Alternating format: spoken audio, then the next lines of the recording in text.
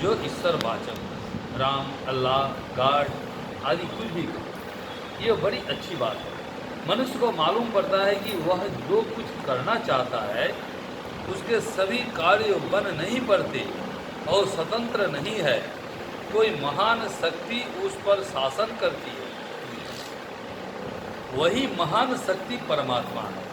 चाहे कोई राजा हो, राष्ट्रपति हो, धनवान हो, ऊंचे पद पर हो, सबको मालूम पड़ता है कि जो कुछ वह करना चाहता है सभी काम नहीं होते हैं। यद्यपि ईश्वर परमात्मा का प्रत्यक्ष दर्शन हम नहीं पाते, फिर भी बिना ईश्वर माने संशय दूर नहीं होता। कौन ऐसा महान प्रभु है जो सबस में सृष्टि को रखता है? बिना एक महान शक्ति को माने काम नहीं चलता। इसलिए प्रातः स्तुति करो। सूर्य नहीं हो तो उनको बिना अर्थात पंच तत्व के बिना हम रह नहीं सकते, हम जी नहीं सकते। पांच तत्व इतना पर्याप्त रूप में हमको मिलता है जितना चाहिए।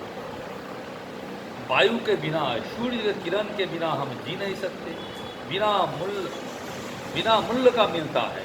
मिट्टी से अन्न उपार्जन करके हम शरीर चलाते हैं। अग्नि से हमारा शरीर जीवित है। इस तरह पांच तत्व और सूर्य को परमात्मा ने हमको दिया है। इसके लिए हम कुछ भी एक पैसा भी नहीं देते। ऐसे परमात्मा की प्रातः स्तुति करो, उनका गुणगान करो। हम बचपन में कुछ नहीं जानते। भूख लगती है तो रोते हैं, माता दूध पिलाती है। आगे बढ़कर हम सीखते हैं और मनुष्य होते हैं। शरीर का मनुष्य तो बचपन से ही होते हैं, लेकिन ज्ञान का मनुष्य विद्या प्राप्त करने पर और सत्संग करने पर होते हैं। विद्या व ज्ञान गुरु से पाते हैं। गुरु के द्वारा ही ईश्वर का ज्ञान होता है। पहला गुरु माता पिता है, ईश्वर प्रत्यक्ष नहीं है। गुरु प्रत्यक्ष है, इसलिए गुरु की भी स्तुति करो। ये गुरु एक ही नहीं, बहुत हुए हैं। गुरु संत होते हैं, इसलिए संत स्तुति करो। बिना धर्म के जाने मनुष्य पशुवत जीवन बिताता है। इसलिए धर्म की परिभाषा और धर्म का सिद्धांत जानो। प्रातः स्वाध्याय करो। जब को भी स्वाध्याय करते हैं। आध्यात्मिक पुस्तक पाठ को भी स्वाध्याय कहते हैं। मनुष्य ज्ञान प्राप्त कर वास्तविक जीवन से छूटता है। पशुवत जीवन बिताने से मनुष्य शरीर का जो लाभ होना चाहिए नहीं होता है। मनुष्य शरीर का सबसे कीमती लाभ यह है कि फिर दुख में आना ना पड़े। पुनः पुनः जन्म लेना और मरना यह दुख का जीवन है। ऐसा यत्न हो कि सभी दुखों से छूटा जाए। जो मोक्ष को नहीं जानता वह शरीर से मनुष्य है, लेकिन यथार्थत नहीं। शरीर का बंधन, संसार का बंधन, मानसिक विकार का बंधन, इंद्रियों का बंधन, इन बंधनों में पड़कर जीव कष्ट को पाता है। अन्य शरीरों में इस दुख के कारण को कोई नहीं जानता। मनुष्य शरीर में इसको जानता है। मोक्ष प्राप्त करने के लिए यत्न करना मनुष्यत्व है। ईश्वर ज्ञान के बिना यह नहीं होता। जब तक कोई ईश्वर को नहीं जानता उसे पाने का यत्न नहीं करता। वह जिस तरह संसार के पदार्थों को जानता है, उसके लाभों को जानता है और उसको प्राप्त करता है, इसी तरह ईश्वर को जो नहीं जानता उसको पाने का यत्न नहीं करता। ठीक नहीं है। ईश्वर का ज्ञान जानो, उसकी भक्ति करो, उससे सुख का लाभ करो।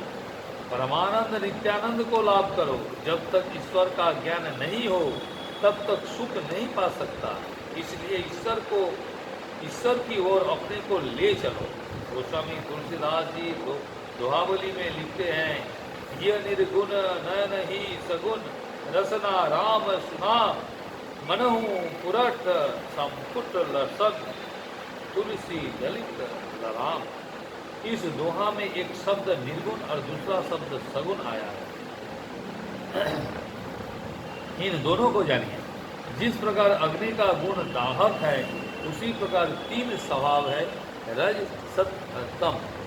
तमाम संसार में ये तीनों लगे हैं।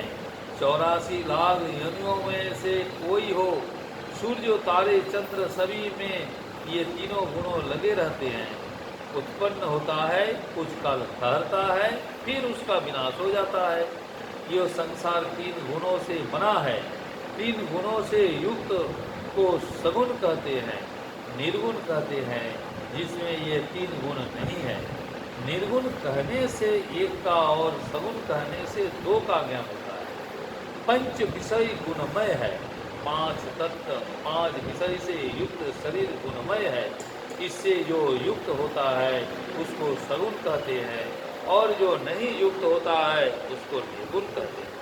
वह कभी देखने में नहीं आता, उसका जन्म नहीं होता। जो निर्गुण है वह गुण को धारण करता है तो सगुण होता है। गोस्वामी तुलसीदास जी कहते हैं, आँख में सगुण का और अंदर में निर्गुण का ज्ञान होता है। गोस्वामी तुलसीदास जी राम के उपासक थे, इसीलिए उनके शब्दों में राम शब्द अधिक है। और शिव जी का भी उन्होंने स्तुति की है। नमामि समीशान निर्वाण रूपम विभूतम व्यापकम ब्रह्म स्वरूपम। ईश्वर को सगुण और निर्गुण दोनों रूपों में मानकर उसकी उपासना कीजिए। यह प्रवचन सारण जिलांतर्गत इंग्लिश हाई स्कूल मसरत में दिनांक 31/10/1963 इनको प्रातःकालीन सत्संग में हुआ था। श्री सद्गुरु महाराज की जय। भज मन सत